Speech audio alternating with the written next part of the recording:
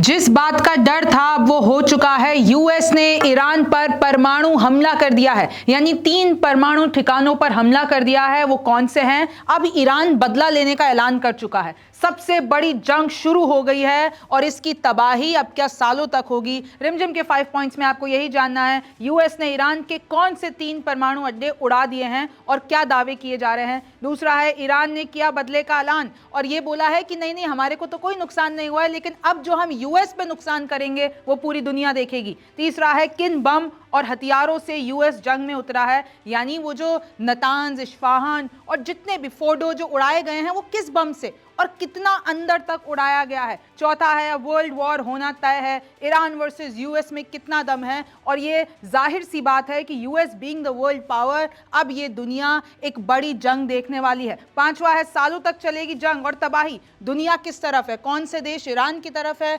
कौन से देश यूएस की तरफ है। नमस्ते, मेरा नाम रिमझिम जेठानी है। आप न्यूज़ 24 देख रहे हैं और रिमझिम के 5 पॉइंट्स देख रहे हैं। सबसे पहले आप देखिए किस तरीके से ईरान का नक्शा है।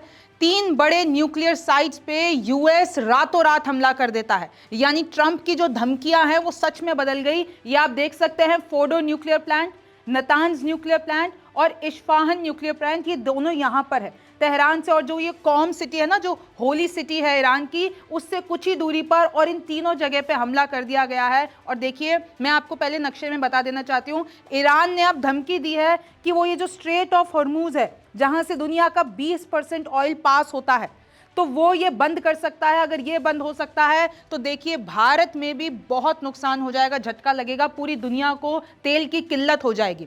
तो डोनाल्ड ट्रंप ने तो पहले बताया कि मैंने 3 जो भी न्यूक्लियर साइट्स हैं वो उड़ा दिए हैं, अब पीस चाहते हैं। और अगर अब ईरान की तरफ से कोई भी रिटेलिएशन होता है, डोनाल्ड ट्रंप अपने अकाउंट में लिखते हैं, अगर कोई भी रिटेलिएशन हुआ तो यूनाइटेड स्टेट्स अपनी पूरी फोर्स लगा देगी, इससे भी बड़ा ईरान पर हमला करेगी और फिर पूरी दुनिया देखेगी कि क्या अमेरिका कर सकता है। ये स्ट्रेट अवे धमकी है। पहले लग रहा था कि अमेरिका सिर्फ ब्लफ कर रहा है, शायद नहीं हमला करेगा, लेकिन जो बात थी भाई, पहले रिपोर्ट आई थी कि 2 हफ्ते बाद फैसला लेगा, लेकिन ये तो जो बात कही गई थी सैटरडे संडे में हो सकता है, और वो हो गया। कैसे नेतन्याहू ने शुक्रिया अदा किया है ट्रंप का कि ऐसा कोई नहीं कर सकता था जो यूएस ने किया है। यूएस ने इतिहास बदल दिया है। यूएस ने ये जो पूरा एक हमला किया है डेंजरस, और वो भी उस मुल्क पर जो सबसे डेंजरस वेपन बनाने वाला था, तो नेतन्याहू का अभी खुशी का ठिकाना नहीं है, क्योंकि नेतन्याहू की ताकत कम पड़ गई थी।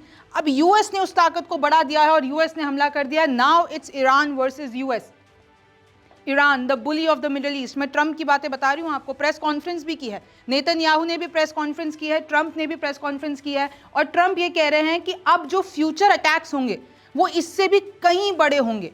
ये जो हमला हुआ है ना, वो अब तक का एक बड़ा हमला कहा जा रहा है, लेकिन ट्रंप तो कह रहे हैं कि इससे भी ऊपर हमला होगा अगर ईरान बदला लेता है, अगर ईरान यूएस के रिसोर्सेज पे हमला करता है, और अगर पीस की गुहार यानी पीस पे नहीं मानता है, अमन चैन शांति पे नहीं मानता है, फिर यूएस को कोई नहीं रोक सकता है। यानी हमले के बाद ट्रंप ने कहा है कि ईरान को अब रुक जाना चाहिए, ईरान को अपना न्यूक्लियर प्रोजेक्ट बंद कर देना चाहिए, और पीस, अमन, चैन, शांति, ये सब आ जाना चाहिए। ईरान इंटरनेशनल इंग्लिश की तरफ से आप देख सकते हैं, Donald Trump says Iranian nuclear facilities were completely and totally destroyed. In fact Trump ने एक पोस्ट भी किया, Fordow is completely destroyed, Fordow is gone. यानी वो जो न्यूक्लियर फैसिलिटीज है जहां पर लिटरली ईरान ने बॉम्ब ग्रेड लेवल तक का पूरा मामला कर रखा था, तो अब उसको कंप्लीटली तहस नहस कर दिया गया। ये यूएस का दावा है, लेकिन अब मैं आपको बताने वाली हूं ईरान का क्या दावा है। ईरान की तरफ से धमकी आई है कि अब हम बदला लेंगे, और हम ऐसा बदला लेंगे, सबसे पहले यूएस नेवल फ्लीट, जो वहाँ पे समुद्र में पूरी नेवल फ्लीट है अमेरिका की, उसको उड़ाएंगे, जो कि बहरीन में है। फिर उसके बाद हम स्ट्रेट ऑफ हॉर्मूज को बंद करेंगे, जहाँ से अमेरिकन, ब्रिटिश, जर्मन और फ्रेंच शिप्स जाती हैं। उसके बाद हम यूएस के जितने भी वहाँ पर बेसिस हैं, यूएस के जितने भी जवान हैं वहाँ पर, उन पर हमला करेंगे। खमनेई ने कहा है अब जो हम बदला लेंगे वो पूरी दुनिया देखेगी, और सिर्फ इजराइल से बदला नहीं लेंगे, अब यूएस से हम बदला लेंगे। क्योंकि अभी इस वक्त क्या हो रहा है कि जितने भी ईरान के चैनल्स हैं ना, वो खमनेई की पुरानी एक वार्निंग चला रहे हैं अमेरिका के खिलाफ। वो कह रहे हैं कि अगर अमेरिका गलती से भी घुसा, गलती से भी हमला किया, तो ईरान यूएस के साथ क्या करेगा वो पूरी दुनिया देखेगी। अच्छा, ईरान की तरफ से ये दावा किया जा रहा है कि हमें कोई नुकसान नहीं हुआ है। वो ट्रम्प कह रहे हैं कि उन्होंने हमारे नतान्ज, हमारे फोर्डो न्यूक्लियर फैसिलिटी और इस्फहान न्यूक्लियर फैसिलिटी को तबाह कर दिया, तो ऐसा कुछ नहीं है। वो सिर्फ एंट्री और एग्जिट पॉइंट्स जो होते हैं वो डैमेज हुए हैं। उनका ये जो भी अटैक है वो असफल रहा है ट्रम्प का पूरा। ये जो 3 न्यूक्लियर साइट्स हैं वो पहले ही इवैक्यूएट की जा चुकी थी, यानी ईरान को पहले ही पता चल गया था कि भाई हमला होने वाला है। तो उनका जो ये कॉम एयर डिफेंस सिस्टम है जो उस शहर के ऊपर लगा हुआ है, तो उन्होंने उस न्यूक्लियर साइट्स को पहले ही खाली कर दिया था। यानी ईरान कह रहा है कि ट्रम्प ने खाली जगह पे हमला किया है, वहां पे हमारा कोई सामान नहीं था। Trump usually bluffs, the extent of the damage needs to be assessed. वहां पे ईरान के टीवी जितने भी चैनल है वो ये रिपोर्ट कर रहे हैं कि भाई ट्रम्प तो फेंकते हैं, लंबी लंबी फेंकते हैं। वो कह रहे हैं कि पूरी तरीके से खत्म हो गया, तो जांच बिठाओ और पता करो कि वो सच में खत्म हुआ है कि नहीं हुआ है। क्योंकि देखिए, अगर नीचे तक खत्म हुआ होता, क्योंकि जो बॉम्ब इस्तेमाल किए गए हैं वो 200 फीट अंदर तक जा सकते हैं, और आपको मैंने पहले ही बताया जो फोर्डो न्यूक्लियर प्लांट है वो तो बहुत अंदर तक है, बहुत अंदर सुरंगों के अंदर है। और अगर वहां से रेडिएशन निकलता है तो फिर वो और भी बुरी बात है, मैं आपको आगे बताती हूँ। पहले आप देखिए कि ईरान की तरफ से धमकी आई है कि जितने भी 50,000 यूएस के जवान हैं ना पूरे मिडिल ईस्ट में, अब ईरान का नेक्स्ट टारगेट वो सब है। 9 बेसेस हैं यूएस के, अब ईरान उन सब पे हमले कराएगा, और सिर्फ खुद नहीं करेगा, ये जो इसकी प्रॉक्सी है जो कि गजा में हमास हैं, लेबनान में हिजबुल्ला हैं, यमन में हूती विद्रोही, उन सब से हमले करवाएगा। और उन तीनों की वार्निंग भी आ चुकी है।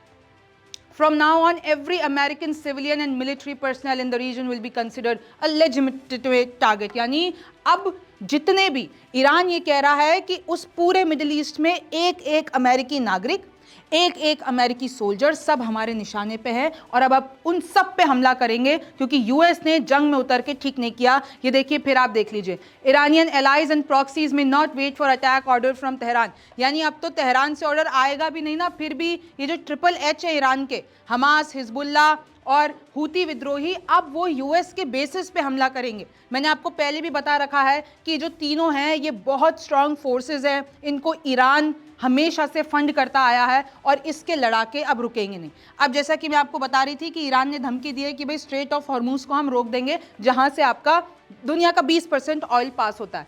तो यहां पर कहा जा रहा है, ईरान टुडे की खबर है, 50 लार्ज ऑयल टैंकर्स, यानी ये बड़े बड़े ऑयल टैंकर्स यहां पर फंसे हुए हैं, अब निकलने की कोशिश कर रहे हैं। The oil industry appears to anticipate that this vital waterway may be closed in the near future, यानी स्ट्रेट ऑफ हॉर्मूज पर अब ईरान रोक लगा देगा तो दुनिया में तेल की किल्लत हो जाएगी। आप देखिए, आपको पता है ना कि तेल की कीमतों से कैसे पूरा मार्केट क्रैश हो जाता है, कैसे महंगाई बढ़ जाती है, कैसे पेट्रोल महंगा हो जाता है, कैसे आपके घर में जो रसोई होती है वो महंगी हो जाती है, यानी उसका सामान, LPG गैस महंगा हो जाता है। तो अब देखिए, वर्ल्ड वॉर 3 के बहुत चांसेस बन गए हैं, because it has considered a most dangerous attack। आप देख सकते हैं, ईरान एटॉमिक एनर्जी ऑर्गेनाइजेशन ने कहा है कि जो यूएस ने अटैक किया है न्यूक्लियर साइट पे, वो इंटरनेशनल लॉ के खिलाफ है, यूएन चार्टर लॉ के खिलाफ है। NPT जो कि एक न्यूक्लियर डील होती है जिसमें सारे लोग साइन करते हैं कि भाई हम न्यूक्लियर प्रोग्राम नहीं बनाएगा, वो उसके भी खिलाफ है। अब यूनाइटेड नेशंस को इजराइल के खिलाफ, यूएस के खिलाफ एक्शन लेना पड़ेगा, और ये बिल्कुल भी ठीक नहीं हुआ है। पूरा मतलब इंटरनेशनल लॉ की सरेआम यूं बेइज्जती की जा रही है, ये ठीक नहीं है। सऊदी अरेबिया भी कह रहा है कि देखिए, अभी तक हमारे जितने भी इलाके हैं उसमें हम कोई न्यूक्लियर रेडिएशन नहीं देख सकते हैं। इनफैक्ट नासा ने एक दावा किया कुछ टाइम पे पहले कि जब वो हमला होने वाला था, नतान्ज और जितने भी 3 न्यूक्लियर फैसिलिटीज़ हैं, फोर्डो और आपका ये इस्फहान, वहाँ पे ऑलरेडी 30 मिनट पहले हमले से कुछ हीट जनरेट हुई थी। अब वो नासा को still they have to confirm what was that, but एक तरीके से ईरान ये दावा करना चाहता है कि यूएस का हमला फेल हो गया है। अगर पास होता तो वहाँ से न्यूक्लियर रेडिएशन निकलता। अगर वो सच में ये जो यूरेनियम एनरिचमेंट प्रोग्राम चल रहा है ना ईरान का, अगर वो उस पर सच में हमला होता तो वहाँ से रेडिएशन निकलता। लेकिन एटॉमिक एनर्जी ने भी कह दिया है कोई रेडिएशन नहीं है, यहाँ से सऊदी अरेबिया भी कह रहा है कोई रेडिएशन नहीं है, कौम में जो लोग हैं वो भी कह रहे हैं कि कोई ऐसा नहीं है। मतलब एक तरीके से ईरान बताना चाह रहा है कि भाई यूएस फेल हो गया, लेकिन हम फेल नहीं होंगे। अब हम यूएस को बताएंगे हम क्या कर सकते हैं। अब अगला सवाल हमारा ये था कि ऐसे कौन से बम हैं जो यूएस ने इस्तेमाल किए वो 3 न्यूक्लियर साइट्स पे हमला करने के लिए। तो सबसे पहला तो इसके बारे में मैंने आपको पहले भी बताया, bunker buster bomb which is GBU-57। ये पूरी दुनिया में यूएस के पास एकमात्र ऐसा हथियार है जो 200 फीट गहरा जाके कोई भी फैसिलिटी को, बंकर को उड़ा सकता है। ये इजराइल के पास बॉम्ब नहीं था, ये सिर्फ यूएस के पास था। और ये 30,000 पाउंड का 13,600 kg का गाइडेड बॉम्ब डिज़ाइन है और ये कितना अंदर 61 मीटर्स तक अंदर जा सकता है। और दावा किया जा रहा है कि ऐसे 6 बम इस्तेमाल किए गए हैं।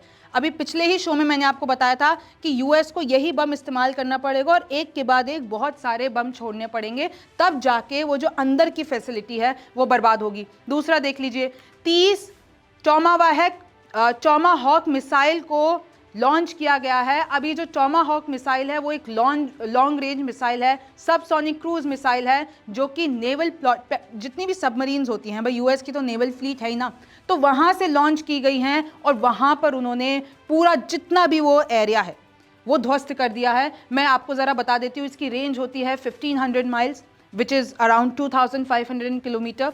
ये जो 1000 पाउंड का वॉर हेड कैरी करती है, तो ये बहुत खतरनाक मिसाइल होती है। तो ऐसी 30 मिसाइल यूएस ने दागी हैं।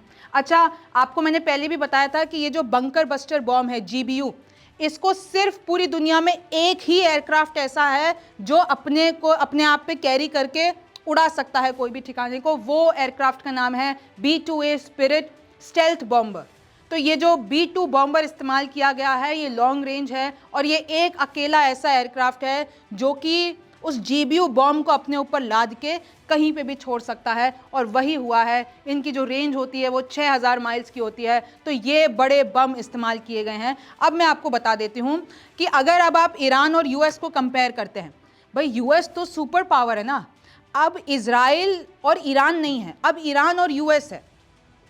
तो आपको ये भी पता होना चाहिए कि यूएस की जो ताकत है और उसका जो डिफेंस बजट है वो 100 गुना ज़्यादा है ईरान से। उसके पास जो मैन पावर है, जो टेक्नोलॉजी है यूएस के पास, वो 100 गुना ज़्यादा है। यूएस की जो इकोनॉमी है वो 67 टाइम्स हायर है ईरान के। और जो यूएस के पास जो ग्लोबल सपोर्ट है, जैसे नाटो हो गया, इजराइल हो गया, फिर आप ये जितने भी संगठन बने हुए हैं, बिकॉज यूएस तो सुपर पावर है ना। कोई ये थोड़ी ना कहेगा कि मैं ईरान का साथ देने के लिए यूएस के खिलाफ हो जाऊंगा, लेकिन है यूएस के भी कुछ दुश्मन हैं, जैसे कि चीन, जैसे कि रशिया, जैसे कि तुर्की। अब वो जो मुस्लिम मुल्क हैं वो किस तरफ जाएंगे, ये भी एक बड़ा सवाल है, क्योंकि मुस्लिम मुल्क के भी, चाहे आप सऊदी अरब ले लीजिए, इजिप्ट ले लीजिए, जॉर्डन ले लीजिए, इन सब के गहरे रिश्ते हैं यूएस के साथ। तो अब ये न्यूट्रल रहेंगे या क्या रहेंगे, बहुत बड़ा अब सवाल हो गया है। अगर मैं ग्लोबल फायर पावर रैंक देखती हूँ, यूएस की पहले नंबर पर है, US being the super power. Iran की 16वीं नंबर है। जो यूएस के पास एक्टिव पर्सनल हैं वो तकरीबन 13 लाख से ज़्यादा हैं और यहाँ पर इनके पास सिर्फ 6 लाख हैं। यहाँ पर आप देख सकते हैं रिजर्व पर्सनल, तो इनके तकरीबन 7 लाख से ज़्यादा हैं, इनके 3 लाख से ज़्यादा हैं। फिर पैरामिलिट्री देख सकते हैं। तो हर कॉन्टेक्स्ट में यूएस बहुत ईरान से आगे है और ईरान इतना अफोर्ड नहीं कर सकता है यूएस से जंग करना, लेकिन यूएस के जो बेसेस हैं जो मिडिल ईस्ट में हैं उनको निशाना बना सकता है। ये बहुत बड़ी बात। और देखिए, कुछ यूएस के लोग भी खुश नहीं हैं जो ईरान पे हमला किया गया है। यूएस की एक कांग्रेस वुमेन है, वो कह रहे हैं कि the president's disasters decision to bomb Iran without authorisation is a grave violation of the constitution. यानी ट्रंप ने अपनी संसद से, अपने पार्लियामेंट से, विच इज कॉल्ड कांग्रेस, उससे नहीं कोई भी डिसीजन लिया, उससे कोई मंजूरी नहीं ली और प्रेसिडेंट ट्रंप ने खुद से ही पूरा ऑर्डर पास किया और बम गिरा दिया। तो अब जो वहां के कांग्रेस पर्सन है वो कह रहे हैं कि उन्होंने जल्दीबाजी में, he has impulsively risked launching a war that may ensnare us for generation। यानी अब ट्रंप ने ऐसी वॉर शुरू कर दी है कि अब वो जनरेशन पे जनरेशन, यानी सालों साल तक चलेगी। अब आप इसको रोक नहीं सकते हैं। It is absolutely and clearly ground for impeachment. यानी यूएस के जो नेता हैं वो खुद ट्रंप के साथ नहीं हैं। उधर के नेता ये कह रहे हैं कि ट्रंप ने अपनी पार्टी के लोगों को तो बता दिया कि मैं हमला करने जा रहा हूं, लेकिन विपक्ष पार्टी के लोगों को नहीं बताया। तो अब वहां पर भी बहुत गुस्सा है, क्योंकि इसका जो आफ्टर इफेक्ट होगा वो ठीक नहीं होगा। सालों तक चलेगी जंग और तबाही दुनिया किस तरफ। एक्सपर्ट्स कह रहे हैं, जो नेता है वो कह रहे हैं जल्दीबाजी में गलत कर गए हैं ट्रंप। अब सालों तक चलेगी जंग और मचेगी तबाही। अगर वहां से न्यूक्लियर रेडिएशन भी होता है ना, तो वो सिर्फ ईरान तक थोड़े ना रहेगा, वो फैलेगा, इजराइल तक भी जा सकता है, सऊदी अरब तक जा सकता है, पाकिस्तान तक जा सकता है, इंडिया तक आ सकता है, पूरा मिडिल ईस्ट उसके जद में आ सकता है। तो ये कोई छोटा हमला नहीं है। आसपास के देशों में परमाणु लीक का खतरा है। वर्ल्ड वॉर 3 की संभावना बढ़ गई, क्योंकि अब अगर ऐसा हो रहा है, रशिया और चाइना तो पहले ही ट्रंप को वार्निंग दे चुके थे कि तुम मत करना हमला। उनके न्यूक्लियर प्रोग्राम पे उन पे मत करना हमला, वरना बहुत बुरा हो जाएगा। तो अब रशिया और चीन, क्योंकि उनका तो बिजनेस चौपट हो गया ना, ईरान के साथ उनका इतना बड़ा बिजनेस है, तो अब रशिया और चीन तो सालों साल से यूएस के खिलाफ है, अभी भी उतर गए तो फिर आप वर्ल्ड वॉर से बचा सकते हैं? फिर तो भारत को भी टेक लेना पड़ेगा। भारत इस वक्त न्यूट्रल है, लेकिन भारत को भी फिर चुनना पड़ेगा। अगर आप पूरी दुनिया की तरफ से देखते हैं, एक तरफ अब देखिए वर्ल्ड वॉर कैसे होगी भाई, दो खेमे में जब दुनिया बढ़ती है तभी वर्ल्ड वॉर होती है ना। आपको पता होगा वर्ल्ड वॉर सेकेंड और वर्ल्ड वॉर फर्स्ट के बारे में। अब इधर देखिए, एक तरफ यूएस है, इजराइल है, यूरोप है, और जितने भी बड़े संगठन हैं वो हैं, और जो यूएस से बिजनेस करते हैं वो है। कोई भी यूएस से खतरा मोल लेना चाहेगा, इट्स अ सुपर पावर। दूसरी तरफ है ईरान, रूस, चीन और शायद मुस्लिम मुल्क। शायद इसलिए कहा जा रहा है क्योंकि मुस्लिम मुल्कों के रिश्ते हैं यूएस से, उनका धंधा पानी पूरा चलता है यूएस से, यानी अमेरिका से। तो क्या मुस्लिम मुल्क न्यूट्रल रहेंगे? क्या वो अपने भाई ईरान का साथ देंगे? भाई बयानवीर तो सब है ना, बयान तो सब देते हैं, लेकिन क्या उनके साथ खड़े रहेंगे इस जंग में? भारत क्या इजराइल के लिए मुस्लिम मुल्कों को छोड़ेगा? ये बड़ा सवाल है। भारत तो अभी न्यूट्रल है। आपको पता है, अगर हम हिस्ट्री में जाते हैं तो भारत और ईरान के हमेशा अच्छे रिश्ते रहे हैं, भारत ने हमेशा ईरान को सपोर्ट किया है। पर अब क्योंकि इजराइल के साथ भी हमारा डिफेंस डील एक बड़े लेवल की है, इजराइल का साथी यूएस है, और भारत और यूएस के रिश्ते आपको पता ही हैं। हाल ही में बहुत सी ऐसी चीज़ें हुई हैं, यूएस ने पाकिस्तान का साथ दे दिया, पाकिस्तान को आई लव पाकिस्तान, मुनीर को अपने ट्रंप जो है न्योता दे के लंच पे बुलाते हैं। तो अभी खटास तो है, लेकिन भारत और यूएस में बहुत बड़ा बिजनेस है। तो क्या भारत उस पर एक क्वेश्चन मार्क लगाएगा? क्या यूएस को हटा के, इजराइल को हटा के ईरान का साथ देगा, मुस्लिम मुल्कों का साथ देगा? इतने सवाल हैं, इतनी अनसर्टिनिटीज़ है। उसी के बीच में मैं आपको अपडेट दे देती हूँ कि ईरान में इस वक्त 800 से ज़्यादा लोगों की मौत हो चुकी है, 3000 से ज़्यादा लोग घायल हैं। इनफैक्ट इसमें यह बताया जा रहा है ईरान की तरफ से कि इसमें ज़्यादातर सिविलियंस हैं, ज़्यादातर बच्चे हैं, ज़्यादातर महिलाएं हैं। और देखिए, अब ये जंग एक बहुत बड़ा मोड़ लेने वाली है। अब इस पे आगे क्या होगा, आगे क्या तबाही होगी, इसको इमेजिन भी नहीं किया जा सकता है। इतनी अनप्रिडिक्टेबिलिटी है। इस पे लगातार क्या हो रहा है हम आपको बताते रहेंगे। आप न्यूज़ 24 देखते रहिए। मेरा नाम रिमझिम जेठानी है। आपसे फिर मुलाकात होगी।